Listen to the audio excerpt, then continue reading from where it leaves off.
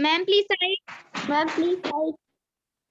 Okay चलिए, अब आपका चैप्टर जो है 13, chapter 13 part of speech erase कर दो मैम प्लीज साइड। क्लास में। Yes ma'am. मैम ये वीडियो मैम यूट्यूब पे जाएगी? हाँ हाँ, अब इसके बाद से जो चैप्टर 13 पढ़ाएंगे वहां से, ठीक है। मैम अब मत रब करिए। अच्छा ठीक है, जल्दी कर लीजिए।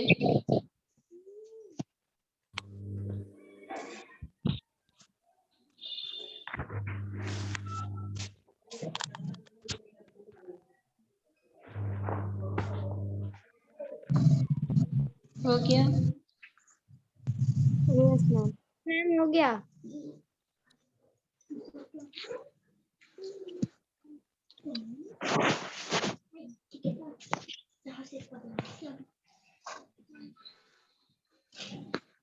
Chapter 13 part of speech.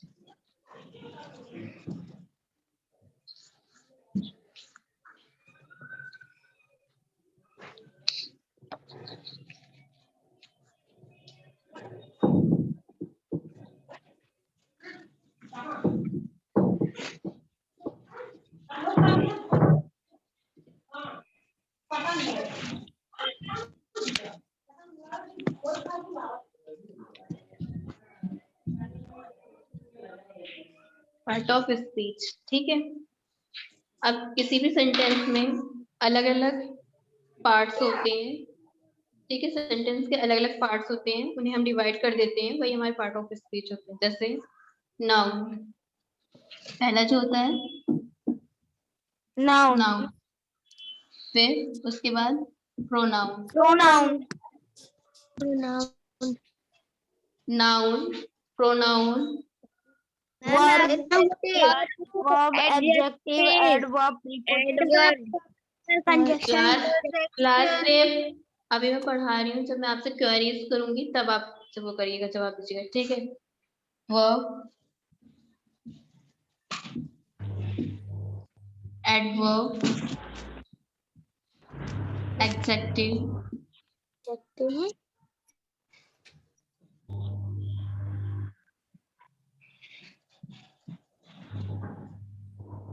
Preposition,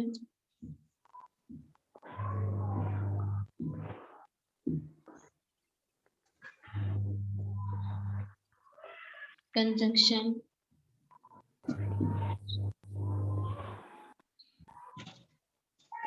और लास्ट वन इज इंटरजेक्शन। आठ आठ टाइप के आपके पार्ट ऑफ स्पीच होते हैं: noun, pronoun, verb, adverb, noun, pronoun, verb, adverb, preposition, conjunction, ठीक है। नाउन में जो है आपका आपका किसी का भी नाम आ जाता है। Noun is a name of place, person, animal और अ थिंग, ठीक है। Noun is a name of place, person, animal और अ थिंग। किसी भी पर्सन का नाम, फॉर एग्जाम्पल रेनू, प्लेस आपका प्रयागराज, और थिंग फॉर एग्जाम्पल मार्कर, और प्लेस, पर्सन, एनिमल, किसी भी एनिमल का नाम पपी। तो ये जो हो गया हमारा नाउन हो गया, किसी भी पर्सन का नाउन और नाम जो हो गया हमारा नाउन हो गया। अब इन्हीं नाम की जगह पे जो वर्ड्स यूज करते हैं, जो नाउन की जगह पे जो भी वर्ड्स हम यूज करते हैं in the place of noun, वो हमारे प्रोनाउन हो जाते हैं। For example he, for example he, she, she, it, it, they, they, you, you. ये हमारे हो गए प्रोनाउन हो गए। अब वर्ब हमारे वो होते हैं, वर्ब हमारे वो होते हैं जो कोई भी एक्शन हम करते हैं, सुबह से शाम हमारी जो भी प्लानिंग होती है सुबह से उठ करके, वो हमारे सारे वर्ब होते हैं। For example doing of, sorry, मतलब कि डूइंग ऑफ एक्शन या वर्क हमारा जो होता है वर्ब होता है। For example sit, cook, run, sing. Whatever you do, आप मॉर्निंग से इवनिंग तक जो भी करते हो वो आपके आ जाते हैं वर्ब में। फिर एडवर्ब जो होता है आपके एडवर्ब जो होता है आपके वर्ब को मॉडिफाई करता है, वर्ब को भी और एडजेक्टिव को भी आपका, और आप खुद भी एक अदर वर्ब को भी मॉडिफाई कर सकता है, आपका एडवर्ब होता है। क्योंकि कल अभी हमने जो इससे पहले वाले उसमें पढ़ा था, क्लास में पढ़ा था आपका काइंड्स ऑफ वर्ब और उसके मीनिंग और डेफिनेशन, तो उसमें हमने क्लियरली पढ़ा था कि जो एडवर्ब है वो आपका एडजेक्टिव वर्ब और अनदर एडवर्ब को मॉडिफाई करता है। ठीक है, एग्जाम्पल हमारे कौन कौन से थे, जैसे नाउन। हाँ बोलो। मैम जो 12 चैप्टर बी वाले एक्सरसाइज था मैम, वो मेरा फर्स्ट सेकंड ही हुआ, थर्ड फोर्थ नहीं हुआ और नहीं हुआ। बेटा अभी 12 चैप्टर मैंने अभी अभी करवा दिया है मैम मेरा भी नेट वो नहीं हो रहा था। अभी मैंने अभी अभी करवाया है, इससे पहले 12 चैप्टर अभी मैंने सभी को करवाया है बोर्ड पे ही। फिर उसके बाद आपका एडजेक्टिव आ जाता है। एडजेक्टिव आपका जैसे आपके नाउन और प्रोनाउन को मॉडिफाई करते हैं, वो हमारे एडजेक्टिव हो जाते हैं। जैसे good, bad, he is a good girl, his writing is a good। आपके कुछ भी इस तरह के सेंटेंस जो है आपको मॉडिफाई करते हैं नाउन और प्रोनाउन को। ठीक है, फिर उसके बाद है प्रीपोजिशन। प्रीपोजिशन आपके रिलेशन बताता है नाउन प्रोनाउन के बीच में रिलेशन। जैसे a cat is sit on the mat, cat कहाँ बैठी हुई है, मैट पे। मैट ऑन पर। हाँ, जो ऑन जो है हमारा रिलेशन बता रहा है कैट और मैट का। फिर यस मैम। जैसे a ball in the box, ball कहाँ है, बॉक्स के अंदर है। इन जो है मेरा प्रीपोजिशन है। प्रीपोजिशन मतलब किसी भी noun pronoun verb adverb noun adjective में रिलेशन जो बताते हैं वो मेरा हमारा वो जो हो जाता है प्रीपोजिशन हो जाता है। फिर कंजंक्शन, कंजंक्शन को होता है,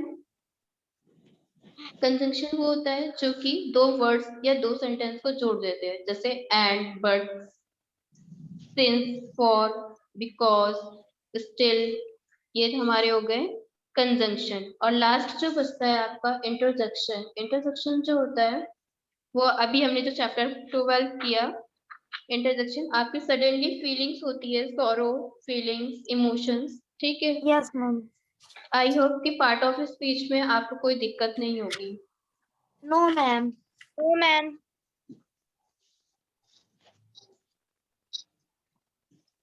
अब इसमें कुछ पार्ट्स ऑफ स्पीच के सिवा कुछ और भी हैं, जैसे आर्टिकल्स आपके हो जाते हैं, और A and the. A and the articles में आपके ए एंड द, और पार्टिसिपल्स में आपके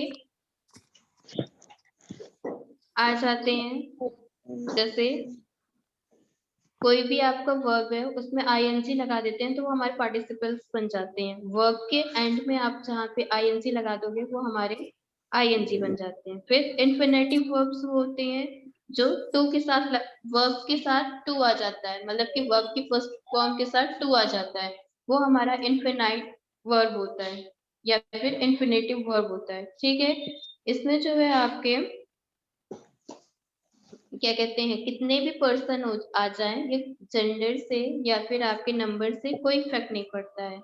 जैसे he goes to school, she goes to school, they goes to school, मतलब कि वर्ब जो है हमारा, वर्ब के साथ जो टू आया है वो ही शी और दे तीनों के साथ सेम है। पर अगर नॉन इन्फिनाइट बोलेंगे तो हमारा इसमें चेंज हो जाता है, वर्ब हमारी जो है चेंज हो जाती है। ठीक है, नॉन इन्फिनाइट के साथ हमारे टू नहीं लगता है और उसमें हमारी कंडीशन चेंज हो जाती है, उसमें हमारे वर्ब मतलब अकॉर्डिंग टू सेंटेंस चेंज हो जाते हैं। फिर जेरेंट, जेरेंट आपका वो होता है जो नाउन से पहले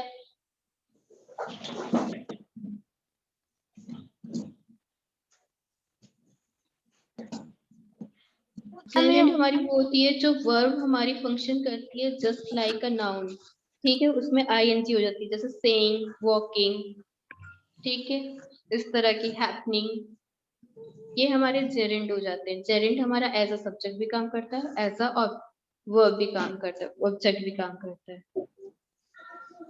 चैप्टर 13 आपका कंप्लीट है। अगर इसमें किसी भी इसमें डाउट है तो you can ask me. No ma'am. No ma'am. No ma'am. इसकी No, ma'am. एक्सरसाइज इसकी एक्सरसाइज है। हाँ एक्सरसाइज हाँ हाँ बताइए। मैम, इसकी एक्सरसाइज हुई है। इसकी एक्सरसाइज Yes, हुई ma'am. है, ठीक है। ma'am. यस और किसी चैप्टर में दिक्कत? No ma'am. No ma'am.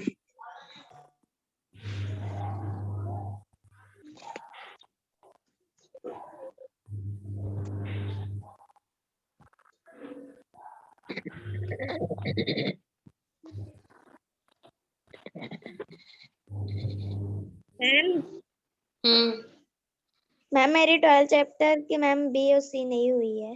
बेटा 12 चैप्टर मैंने अभी करवाया है, जस्ट क्लास वो स्टार्टिंग करने से पहले मैंने यही करवाया है। क्लास 5 सब, अगर मैंने पूछा भी था मैं इरेज कर दूं तो आप सबने यही कहा था इरेज कर दीजिए मैम। आप किसी से लीजिएगा, आप आपके ग्रुप आप ही की क्लास के बच्चों ने किया है सभी। अभी देखिए किसका कंप्लीट हुआ 12 चैप्टर 12 का बी और सी। मैम मेरा मैम मेरे मैम मेरा भी मैम मेरा भी हुआ है। मैम मेरा भी हो गया है। किसका नहीं हुआ है अपना नाम बताइए। मैम आकांक्षा। आकांक्षा आपका नहीं हुआ है तो आप दुर्गेश या किसी से भी, अभय से, किसी से भी लेकर ही कंप्लीट कर लीजिएगा, ठीक है। Chapter 14 the formation of a sentence. अब ये बताइएगा सेंटेंस होता क्या है। मैम वाक्य sentence are made up of words put together. हाँ, सेंटेंस वो होता है जो ग्रुप ऑफ वर्ड्स होते हैं, those group give of us words meaningful sense. Sentence हमारे वो होते हैं जो ग्रुप ऑफ वर्ड्स का अरेंजमेंट होता है और हमें एक कंप्लीट सेंस देते हैं। और जो वर्ड्स हमें कंप्लीट सेंस नहीं देते हैं वो हमारे जंबल वर्ड्स हो जाते हैं। जैसे कि आपने वर्ड्स को इधर उधर लिख रहा है, सब्जेक्ट की जगह पहले आपने वर्ब का यूज कर दिया, ऑब्जेक्ट का यूज कर दिया, फिर सब्जेक्ट आपने बाद में लिखा, तो इस तरह के हमारे जो हो जाते हैं जंबल वर्ड्स हो जाते हैं, उनको अरेंज करना पड़ता है मीनिंगफुल सेंटेंस में। तो वो हमारे तब जब तक हमें मीनिंगफुल सेंटेंस हमारे वर्ड्स से हमें नहीं मिलते जब तक वो हमारे सेंटेंस नहीं कहलाते हैं। क्लियर? Yes ma'am. अब देखिएगा, किसी भी सेंटेंस को बनाने के लिए हमें मोस्टली 3 चीजों की जरूरत होती है। पहले हमारे पास सेंटेंस होना चाहिए, फिर वर्ब होना चाहिए, फिर ऑब्जेक्ट होना चाहिए। फिर धीरे धीरे हम इसी चीज को डिफाइन करते हैं। सब्जेक्ट, फिर हेल्पिंग वर्ब, फिर मेन वर्ब, फिर ऑब्जेक्ट, ठीक है। फॉर्मेशन ऑफ मैं बता रही हूँ, फॉर्मेशन ऑफ सेंटेंस। सेंटेंस कैसे फॉर्म होता है, subject plus helping verb. Helping verb आपकी कौन कौन सी होती है? हेल्पिंग वर्ब आपकी कौन कौन सी होती है? Has have do does did.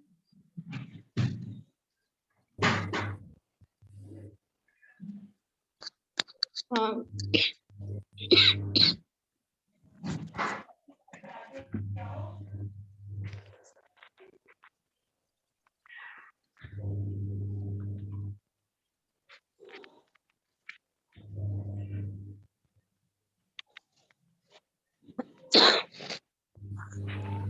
Helping verb आपकी is them are Has, have, had, do, was did, were Was. Helping verb आपकी is them are was were ये आपकी हेल्पिंग वर्ब होती है। Yes, ma'am. फिर उसके बाद नाउन को भी आपको काफी तरह से मॉडिफाई किया जाता है। जैसे आपका अ मैन हो गया या फिर द मैन हो गया, द पैरेट हो गया अगर नाउन हो गया। Subject plus helping verb plus main verb plus object. अब ये सब्जेक्ट भी है, इसके आगे अगर हम द एंड ए लगा सकते हैं या फिर एडजेक्टिव या वर्ब लगा सकते हैं। जैसे ही इज हैंडसम,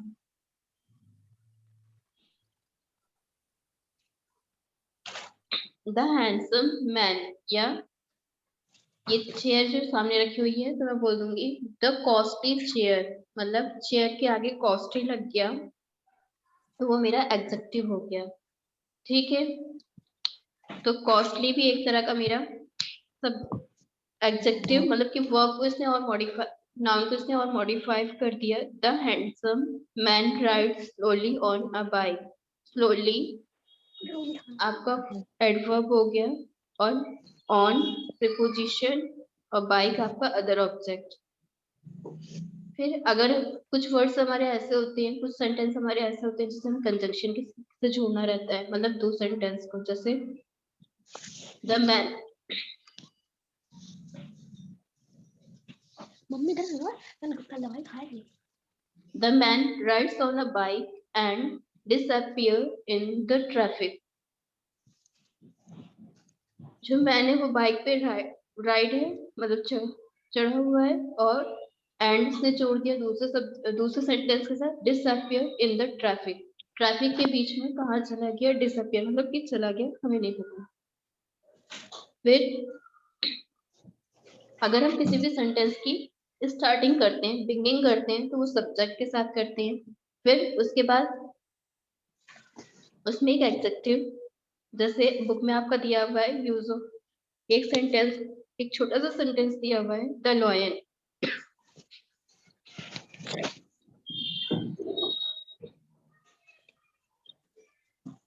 लॉयन, अब इसमें पहले हमने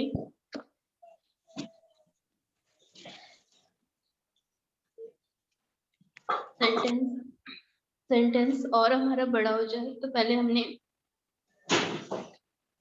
द लॉयन स्टार्ट किया, फिर एडजेक्टिव ज्वाइन किया द फेयर समवन, फिर नेक्स्ट हमने एडजेक्टिव में एक और एडजेक्टिव लगा दिया कॉमा लगा के, सम फेयर सम लॉयन। फिर उसके बाद हमने वर्ब लगाया, वर्ब के बाद जैसे लॉयन क्या करता है, रॉड, उसकी आवाज को हम क्या बोलते हैं, रॉडेड या रॉ करना बोलते हैं उसमें। फिर एडवर्ब लगा दिया लाउडली। फिर आपका फिर एक ऑब्जेक्ट लगा दिया हमने इन द फॉरेस्ट। ये आपका कंप्लीट। ठीक है, Yes, ma'am. Yes, ma'am.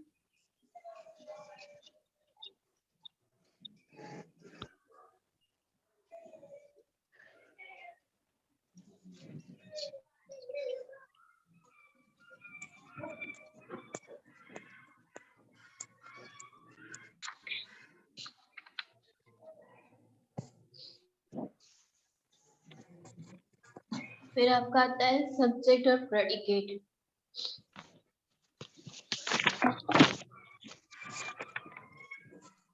Yes, ma'am.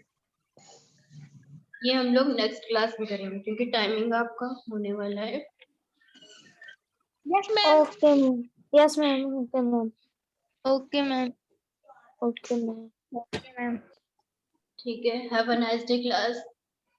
Bye, Thank you, ma'am. ma'am. Bye Thank you, bye. ma'am. Bye, Bye, ma'am. ma'am. Thank you, ma'am. Bye, ma'am. Thank you, ma'am. Bye, ma'am.